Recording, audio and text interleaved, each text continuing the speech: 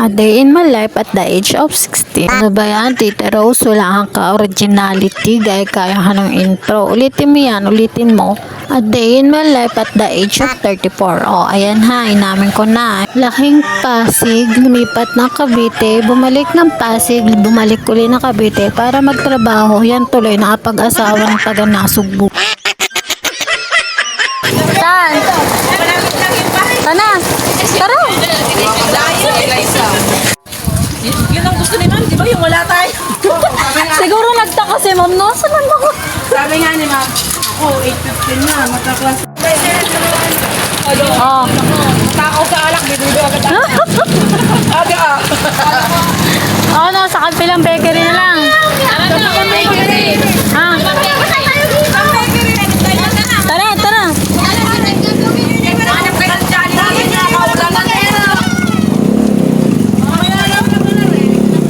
Habang hindi pa nalabas ang estudyante.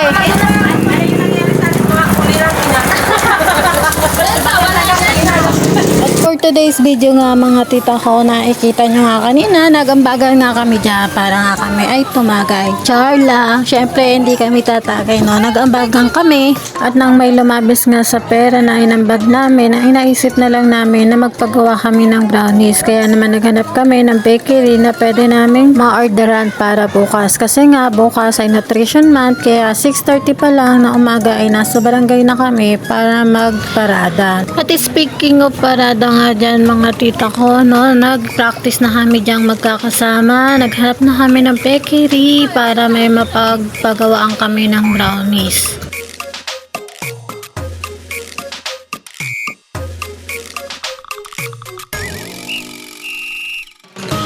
At nang nakarating na nga kami, no guys, sa sinasabi nilang kabilang bakery na akala may katabi lang ang kabilang bakery, malayo-layo naman pala. At parang gusto pa uli nilang lumipat sa kabila pang bakery.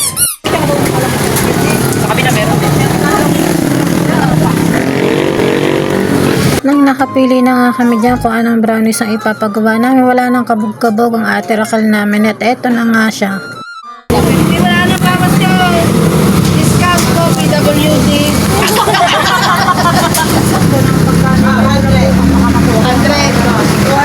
Oh, 250. Oh, diba? From 250 naging 200 na lang ang isang tray ng brownies. Ang galing mo doon, Ate Ake, ha? At di kami nagkamali sa pagpili sa'yo para maging Vice President. At fast forward na tayo mga katita ko na pagkatapos namin mag-order ng brownies, diyan, nagkaya ka naman na oh, siya, kape lamang, ha? Sino malaki dyan? Wala kasing tanongin. Tinatanong mo ito. Paano ba yan? Hello? May tanong na kami sa iyo na.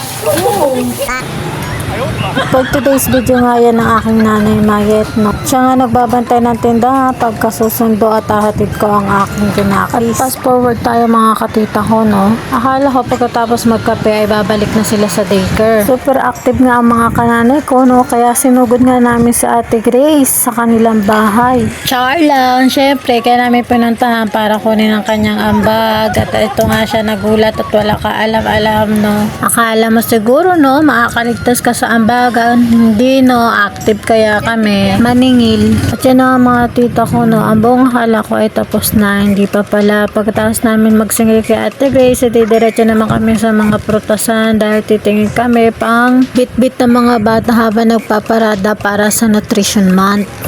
At super fast forward na nga ang Tita Rose ninyo diyan, no? Dahil nga anong oras na niyan at mag-uuwian na ang mga bata. Kaya naman nagmadali na silang bumili ng prutas at nangiti na nga ako diyan dahil alam ko na nga malapit namin sa daycare at uwian na nga ng bata. Pagdating nga namin ay Sabi ng mga bata, saan kayo galing?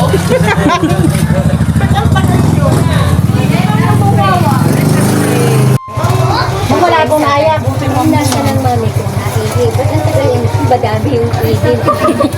at puti na nga lang at si mami gumawa pa ng alibay sa mga bata at hinanap nga kami dahil wala kami sa harapan ng pinto pati sa gilid ng pintana. At buti na nga lang ang uwian ng mga bata ay hindi na umulan, hindi katulad na naghanap kami ng pagbibila ng brownies ay umuulan, no? At salamat na nga sa aking mga kananay na nakasama kong maghanap ng brownies. Salamat! Hoy, Ginaw, babalik na.